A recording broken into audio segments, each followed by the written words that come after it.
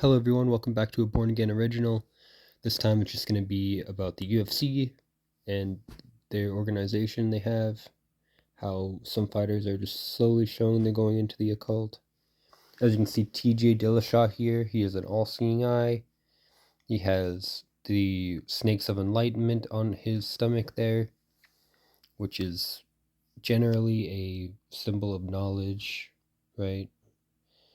If you know anything about TJ Dillashaw, he was a UFC champion for a number of years. His biggest like bit of controversy was the fact that Conor McGregor was able to predict that he was going to leave his team for a new coach on The Ultimate Fighter, right? So showing Conor McGregor that he is also has direct ties to the occult, which I'll show later on in this video, you can kind of assume that whatever happened in that Ultimate Fighter thing was set up and they were playing a Masonic game to bring in drama and more views to the UFC, set up a potential rivalry between Cody Garbrandt and TJ Dillashaw. So now we're going to go from talking about TJ Dillashaw and his obviously satanic tattoos. Right, if you get an all-seeing eye on yourself, you just have to assume that they worship Lucifer. They know the actual meaning. You're not going to get a tattoo of something you don't know what it means, right? Especially mix it in with the other occultic symbols he has. But I think that's enough for TJ Dillashaw right now. We're going to go and I'm going to show you the true beginning of the octagon, the shape, and what it means. So shout out to this channel. They did, well, this isn't the original channel that did it, but this video was made a few years ago, and it just outlines the occult roots of the UFC. I'm not sure about all of this video, so if you feel the need to watch it, go and watch it yourself. I thought this part was very interesting. They created the octagon for their ring, but look at the picture in the video. You see that?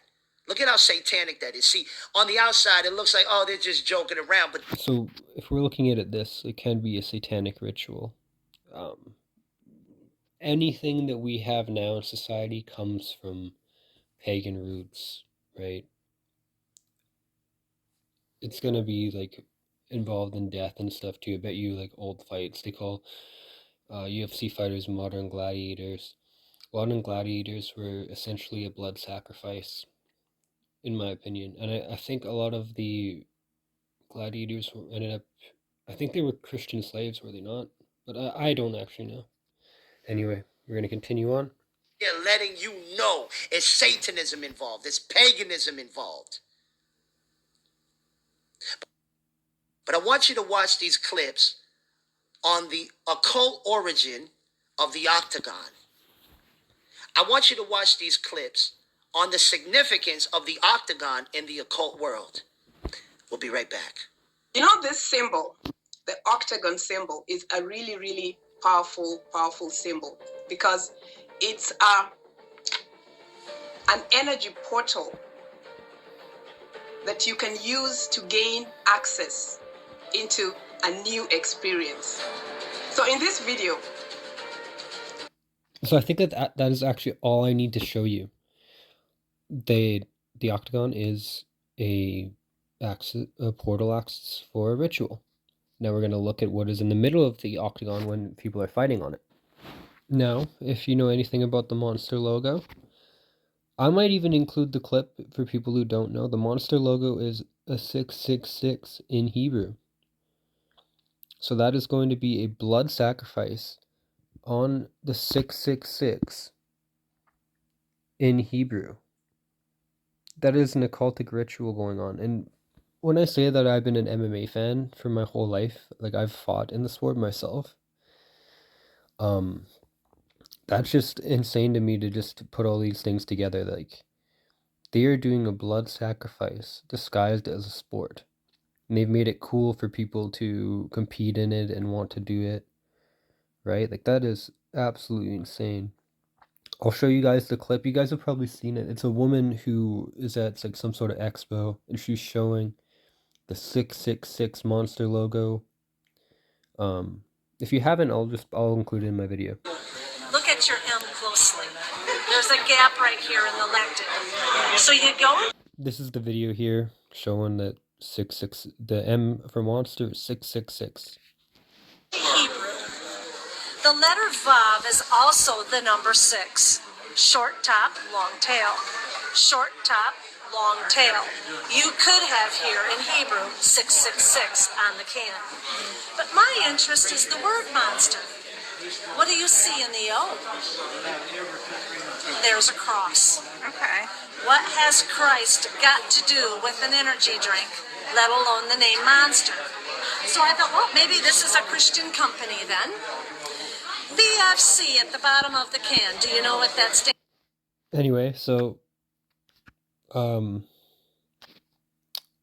I think that's kind of irrelevant to the rest of the video. She just goes on about how it's like it says big effing can on it, you know, how those aren't Christian values and whatnot. That's not the focus of the video. The focus of the video is the monster can and the 666 in the middle of the octagon that people are fighting on and sacrificing their blood to.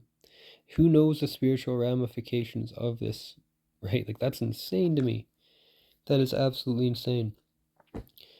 So for the next one, we're going to move on to some of the occultic ideologies in the UFC used by the current UFC champion Sean O'Malley, Conor McGregor, the current UFC champion Alia Taipura. He actually has this enlightening snake tattoo on his back. Same with Conor McGregor, who early on in his career was pushing the law of attraction, which is Luciferianism. I will show you these clips. Anyway, so this is going to be Sean O'Malley essentially talking about how he contacts his higher self during fights, which would be a demon. Your higher self, all the new age esoteric type of beliefs, that is going to be Satanism. You do not pull a higher self, like your higher self. If you have something coming into you to make you do something, that is going to be a demon. That is demon possession, and that is how they describe that is how they that is how they describe like MK Ultra too. Like if people are blacking out and not remembering things during, that can also be a sign of MK Ultra. That is how the demons get full control of people over these periods of time.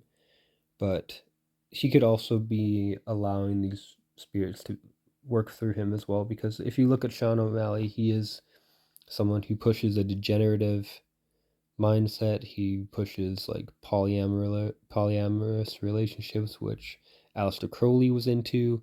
Something I recently learned that back when Jack Parsons, who was like a rocket scientist, big follower of Crowley, him and L. Ron Hubbard were like arguing over the same girl.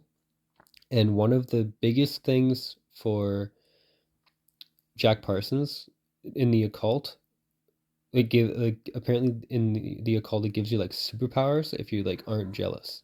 So being able to share your wife, being able to do whatever you need to do, is actually superpower for them, to be able to like turn a blind eye to what they really love, right? Anyway. And that's a wrap. Or did you think, okay, hold on, stay composed, get this finished properly? It's so weird. I just kind of allow myself to be taken over by my higher self, and it's hard to remember certain moments in there because I feel like I'm just flowing. I do remember seeing his eyes roll back.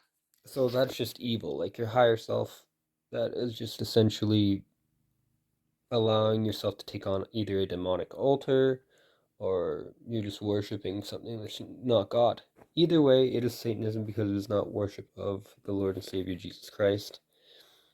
And we're going to look more at Sean O'Malley. Sean O'Malley has a tattoo of Molech on his chest. Now, don't get me wrong, like these people could just be picking these tattoos for no reason. But we do know that that looks like a serpent. Almost. Yeah, it looks like a serpent there. Anyway, so people are getting these esoteric tattoos on them, like the big owl. We know the owl Molech is a symbol of wisdom, right? He already basically admitted to practicing some type of witchcraft by allowing his higher self to come inside him. So I'm going to show you guys just Molech real quick. So here's the owl at Bohemian Grove that they worship. We'll just go like, that's usually the depiction. It's a great owl.